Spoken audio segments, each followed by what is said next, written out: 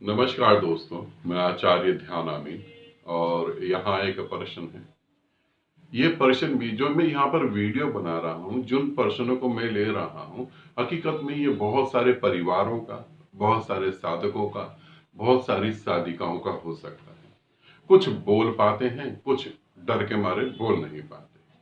प्रश्न है कि मैं एक गुरु के पास गया अपनी समस्याएं लेकर। कुछ आर्थिक समस्याएं थी, कुछ शारीरिक बीमारियों की बात थी और उस गुरु ने 3 साल तक मेरा यूज करा और उसके बाद जो है मैं ये समझ गया कि वो मेरा इस्तेमाल कर रहा है और फिर मैं वहां से हट गया। फिर मैं किसी दूसरे गुरु के पास गया और दूसरे गुरु ने भी मेरा इस्तेमाल करा और ना तो मैं आर्थिक रूप से ठीक हो पाया, ना मैं घर के कलेशों से मुक्त हो पाया। दूसरे गुरु की बातें बहुत अच्छी थी, बहुत ही इमोशनल तरीके से मैं उनसे जुड़ गया। 5 साल तक उन्होंने मेरा यूज करा। अब मैंने YouTube पर आपके वीडियो देखे और मैं आपसे मिला। निश्चित गुरुओं ने आपका यूज करा होगा। अब आप मुझसे मिले हैं, मैं आपका यूज नहीं करूंगा। इस बात की मैं आपको गारंटी देता हूं, मैं यूज नहीं करूंगा। यूज गुरुओं ने करा, थोड़ा सा समझेंगे, कड़वा लगेगा, अच्छा नहीं लगेगा, मगर थोड़ा सा समझेंगे तो पता लगेगा। यूज गुरुओं ने करा या आप यूज होने के लिए गए थे, इसे समझें। आप यूज होने के लिए गए थे या उन्होंने आपका यूज कर लिया। आप कह रहे हैं मैं आर्थिक रूप से कमजोर हूं और गुरुओं के पास गया ताकि आर्थिक रूप से स्ट्रांग हो पाऊं।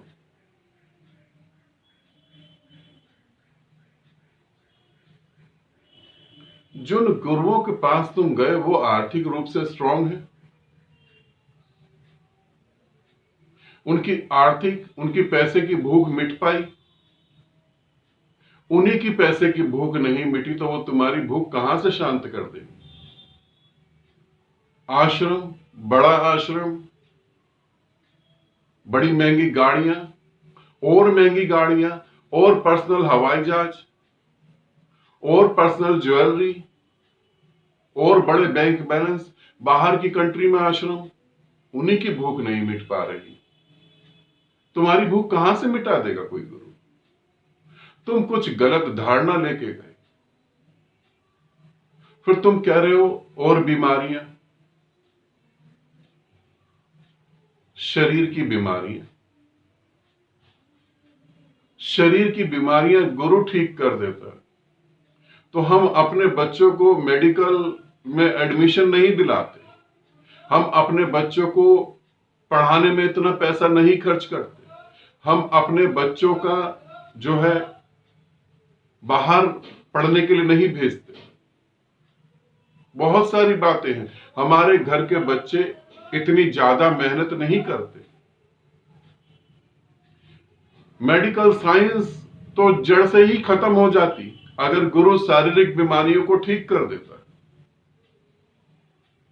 गुरु खुद ही शारीरिक बीमारियों के कारण तो अपनी देह छोड़ता है। नहीं, कौन गुरु चाहे इस पृथ्वी को छोड़ना। तुम कुछ गलत धारणाएं लेके चले गए और जब उन्होंने देखा तुम्हारी धारणाएं ऐसी हैं तो उन्होंने तुम्हें कहा कि हाँ ठीक है, हम कर देंगे। कोई भी गुरु किसी की क्या, अपनी खुद की बीमारी ठीक नहीं कर पाता। बुद्ध ने जहरीले मशरूम खा लिए, पेट में फूड पॉइजनिंग हो गई और शरीर छोड़ना पड़ा। कृष्ण के पांव में तीर लगा और शरीर छोड़ना पड़ा। अंतिम समय में महावीर का पेट पूरी तरह से खराब हो गया, शरीर छोड़ना पड़ा। स्वयं पतंजलि जिसने योग की स्थापना करी, बीमारियों के कारण ही मरे। वो स्वस्थ कभी मरता भी है। कैसे तुम बात कर रहे हो।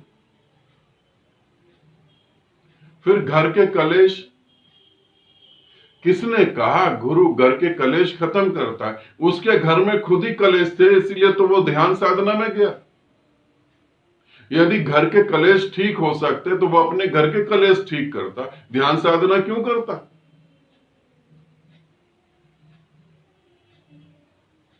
गुरु के पास तुम मोक्ष के लिए जा सकते हो, तो वो तुम्हें विधि बता सकता है। विधि में कहीं दिक्कत आएगी तो वो बता सकता।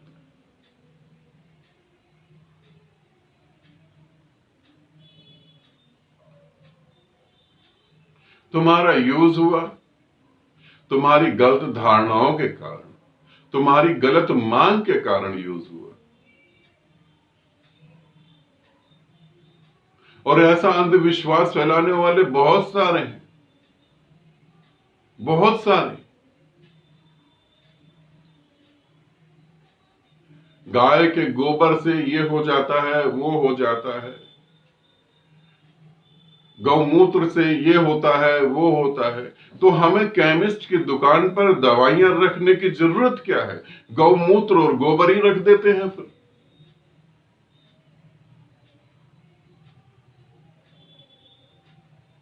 थोड़ा दिमाग से तो सोचो।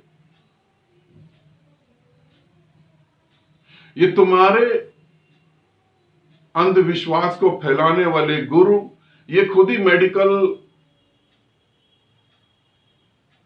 में जाकर अपना इलाज करवाते हैं, ये खुद ही हॉस्पिटल में जाकर अपना इलाज करवाते हैं। इनके पास इनके पर्सनल डॉक्टर होते हैं।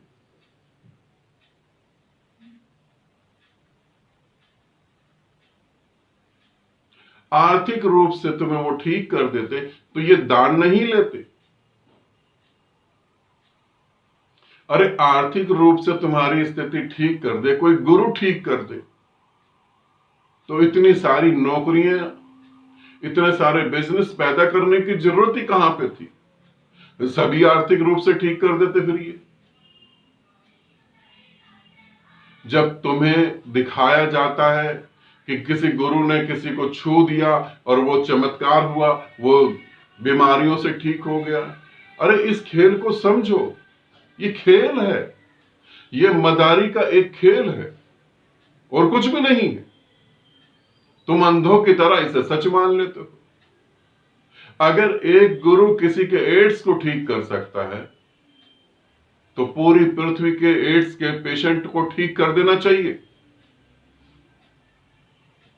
अगर जीसस एक मरे हुए आदमी को जिंदा कर देते हैं तो क्या जीसस के समय एक ही आदमी मरा था और कोई नहीं मरा होगा?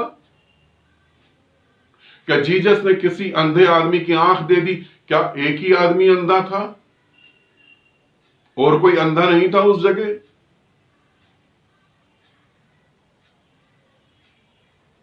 चमत्कार की चाह में तुम लुटे जा रहे हो। तुम्हें लूट नहीं रहा, तुम खुद कह रहे हो कि मेरा शोषण करो। तुम खुद कह रहे हो कि मेरा शोषण करो। गुरु तुम्हें आशीर्वाद दे, तुम्हारा बिजनेस चल पड़े, वो खुद ही अपने आशीर्वाद से अपना बिजनेस चला लेता, फिर दान के लिए तुम पर निर्भर क्यों होता?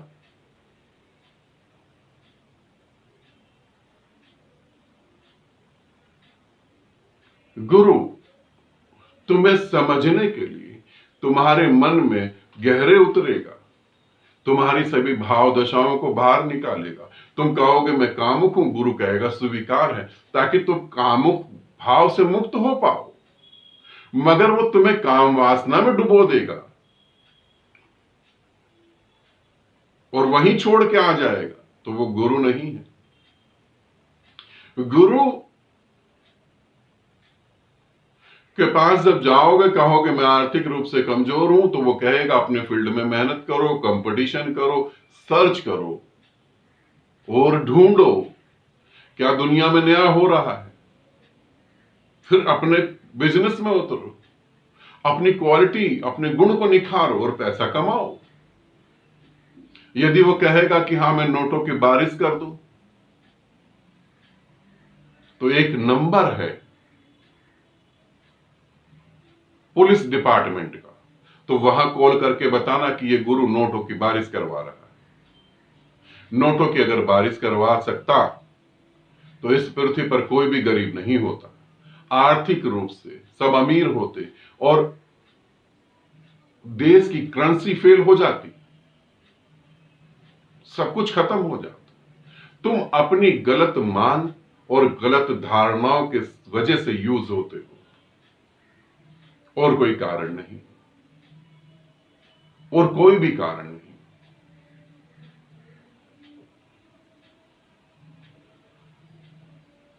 मेरी बातों को समझने की कोशिश करो।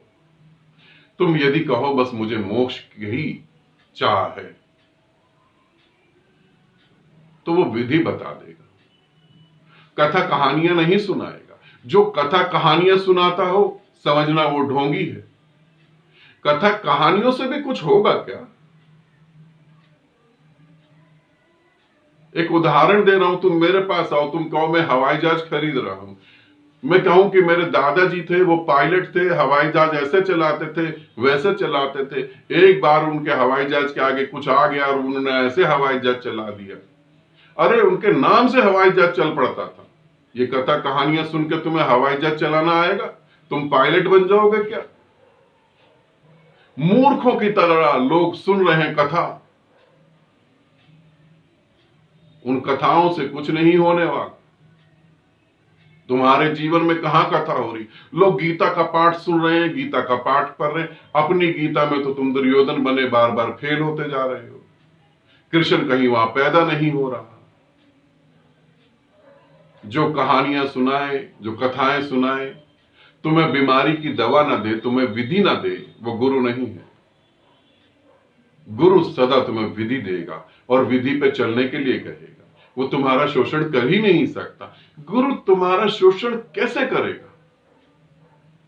जो परमात्मा जिस पे बरस रहा है, जो स्वयं परमात्मा हो गया, जो इतना तृप्त हो गया कि जिसके पास बैठकर लोग तृप्त हो रहे हैं, वो तुमसे क्या मांग करेगा? नहीं, तुम गुरु के पास नहीं गए थे, तुम मदारियों और ढोंगी और चोरों के पास चले गए हो, इसलिए तुम ठगे गए और तुम अपनी मांग से ठगे गए। इसे समझना। मेरे पास बहुत सारे शिष्य आते हैं, जब वो कहते हैं जल्दी मोक्ष मिल जाए, तब मैं उन्हें यही कहता हूं, इसी जल्दी के कारण तुम्हें लूट लिया जाए। समझो मेरी बात। साधना करो, ध्यान करो। परिवार जो है वो कंप्रोमाइज है, परिवार जो है वो समझौता है। कुछ तुम सुनो, कुछ दूसरे सुने, सब मिलकर बात करें, एक सही निर्णय ले जो सभी के लिए अच्छा हो। परिवार समझौते से चलता है, शादियां समझौते से चलती हैं। कलेश तो जब होता है जब एक व्यक्ति कहता है मैं ही करूंगा जो करूंगा, मेरी बात मानी जाए। जब डिक्टेटरशिप की बात आती है, जब हिटलर की बात आ जाती है, तानाशाही की बात आती है, तब झगड़े चालू होते हैं। सबकी अपनी आजादी है। नहीं, मैं ही कहूंगा जो वही होना चाहिए, तो परिवार नहीं, फिर तुम जंगल में जाकर रहो। जानवरों के ऊपर तो हुकूमत कर सकते हो, एक जीवित इंसान के ऊपर हुकूमत करना, उसे गुलाम बनाना बड़ा मुश्किल है, और वो भी शहर में जहां सब समझदार हैं।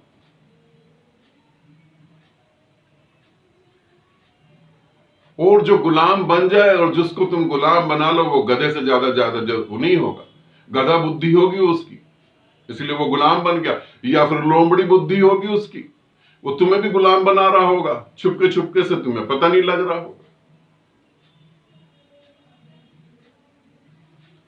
शोषण हम करवाने को तैयार होते हैं, इसलिए कोई शोषण करता है, वरना कोई शोषण कर नहीं सकता। इसे समझना। आनंदित रहो, सदा खुश रहो। बहुत बहुत प्रेम आप सभी।